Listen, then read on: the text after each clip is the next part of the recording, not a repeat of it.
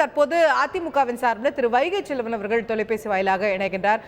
திரு வைகை செல்வன், ஏன் இந்த பிடிவாதம் அப்படின்னு கேட்கிறாங்க. ஏன் அப்படி இணைப்புக்கு இவ்வளவு கடுமையாக மறுப்பு தெரிவித்துக் கொண்டே இருப்பது ஏன்? வணக்கம். அண்ணா திராவிட முன்னேற்ற கழகம் பல்வேறு சோதனைகளை கடந்து நாடாளுமன்ற தேர்தலிலும் மிகப்பெரிய கூட்டணி இல்லாமல் தேசிய முற்போக்கு திராவிட கழகம், புதிய தமிழகம் இந்த உள்ளிட்ட கட்சிகளோடு அண்ணா திராவிட முன்னேற்ற கழகம் தனிப்பெரும் இயக்கமாக வளர்ந்திருக்கிறது. இப்படி தனிப்பெரும் இயக்கமாக தன்னை அடையாளப்படுத்தி இருக்கிறது. வெற்றி தோல்வி என்பது ஒரு இயக்கத்திற்கு சகசமாக வரக்கூடிய ஒன்றுதான், இயல்பாக அமையக்கூடிய ஒன்றுதான். இருந்தாலும் கூட இப்படி ஒரு தனிப்பெரும் இயக்கமாக 21% பெற்றிருக்கிறது. திராவிட முன்னேற்ற கழகம் 26% தான் மெகா கூட்டணி அமைத்து பெற்றிருக்கிறார்கள். ஆக இந்த நிலையிலே பிரிந்து சென்றவர்கள் ஒன்றிணைவது என்பது இறுதி முடிவு பொதுச் செயலாளர் மற்றும் இருக்கக்கூடிய கழகத்தினுடைய மூத்த நிர்வாகிகளினுடைய வசம்தான் இருக்கிறது. தற்போது இருக்கக்கூடிய நிலவரத்தின் அடிப்படையில பொதுச் செயலாளர் சொன்னதனுடைய அடிப்படையில மேலும் மேலும் குழப்பத்தை விளைவிக்க வேண்டாம், இப்போது இருக்கக்கூடிய நிலையை தொடரலாம் என்கிற கருத்தை தான் அவர் சொல்லி இருக்கிறார். அதே கருத்து தான் எல்லோருடைய மனதிலும் பிரதிபலித்துக் கொண்டிருக்கிறது. இல்ல, இது என்ன கேள்வி எழுப்புறாங்கன்னா, நீங்க தொடர் தோல்விகளை கிட்டத்தட்ட ஜெயலலிதா அவர்களுடைய மறைவுக்கு பிறகு வெற்றிங்கிறதே பார்க்கல அதிமுக. அப்ப இவ்வளவு தொடர் தோல்விகள் வரும்போது அதுக்கு ரெட்ராஸ்பெக்ட் பண்றதுக்கு ஏன் நீங்க தயாராவே இல்லை? மற்றவர்கள் சில கருத்து சொல்லும் போது இதுதான் காரணமா இருக்குமோன்னு ஏன் யோசிக்கவே, தொடர் ஒரு பிடிவாதத்திலே இருந்துட்டா சரியாயிடுமா அப்படின்னு கேக்குறாங்க இப்போ திரு புகழேந்தி போன்றவர்கள் மற்றவர்கள். அதாவது புரட்சி தலைவர் அம்மாவுடைய மறைவுக்கு பிறகு நம்பிக்கையில்லா தீர்மானத்தில் இருந்து வெற்றி பெற்று இருக்கிறது அந்த ஆட்சி. அப்படிப்பட்ட ஆட்சியில் தான் தேர்தலில் இடைத்தேர்தல் வந்தது. 18 பேருக்கு தகுதி நீக்கம் செய்யப்பட்டார்கள். அந்த இடங்களில் எல்லாம் தேர்தல் நடந்தது. அதில் குறிப்பிடத்தகுந்த வெற்றியை பெற்று அந்த ஆட்சி தக்க வைக்கப்பட்டது.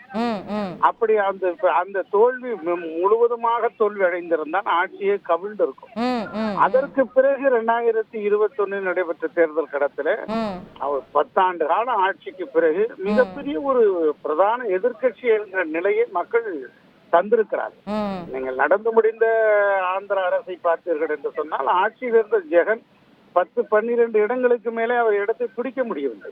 ஆனால் இந்த அண்ணா திராவிட முன்னேற்ற கழகம் 67-70 இடங்களை பிடித்திருக்கிறது என்று சொன்னால் மக்கள் இந்த இயக்கத்தின் மீது நம்பிக்கை வைத்த காரணத்தினால்தான் பிரதான எதிர்க்கட்சி என்கிற வாய்ப்பை தந்தார்கள். நடந்து முடிந்த இந்த நாடாளுமன்ற தேர்தலை பொறுத்த யார் பிரதமர் என்கிற ஒரு சூழ்நிலையிலே மக்கள் வாக்களித்திருக்கிறார்கள் தமிழகத்தை பொறுத்த மாத்திரத்துல. அப்படி இருக்கிற போது முற்றாக அண்ணா திராவிட முன்னேற்ற கழகத்தை நிராகரித்து விடவில்லை.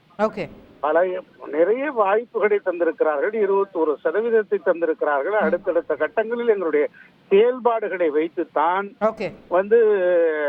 அண்ணா திராவிட முன்னேற்ற கழகம் இந்த சட்டமன்ற தேர்தல் கடத்திலே மிகப்பெரிய ஒரு இடத்தை பிடிப்பதற்கு வாய்ப்பு இருக்கிறது. அதற்காக எங்கள் கூட்டணியை பலப்படுத்துவது, மேலும் வாக்கு எப்படியெல்லாம் சேகரிப்பது என்பது குறித்தான வியூகத்தை இனி இந்த சட்டமன்ற தேர்தலுக்கு பிறகு, இந்த சட்டமன்றம் நடைபெற இருக்கிறது அல்லவா, அதற்கு பிறகு ஒவ்வொரு நாடாளுமன்றத்தையாக வரிசையாக அழைத்து இது குறித்தான விவாதங்கள் எல்லாம் அடுத்தடுத்த கட்டங்களில் நடைபெற இருக்கிறது. அப்போது முறைப்படியான அறிவிப்புகள் வெளியாகும். சார், இப்ப அதிமுகவிலே இருக்கக்கூடிய சில தலைவர்கள், மூத்த நிர்வாகிகளை இந்த இணைப்பை விரும்புறாங்க அப்படின்னு நிறைய பத்திரிகையாளர்கள் சொல்றாங்க, விமர்சகர்கள் பேசுறாங்களே, அப்படியா?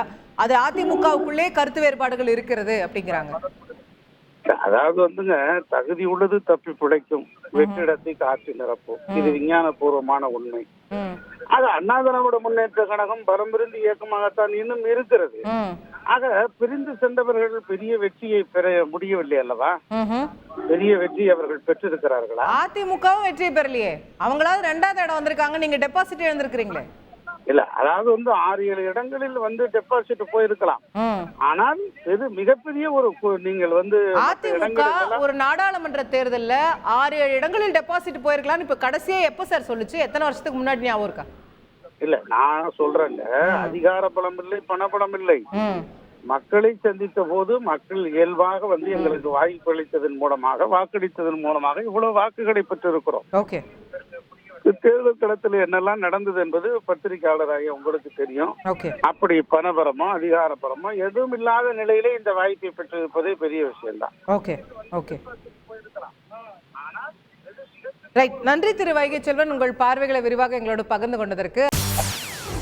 செய்திகளை உடனுக்குடன் தெரிந்து கொள்ள உடனே சப்ஸ்கிரைப் பண்ணுங்க.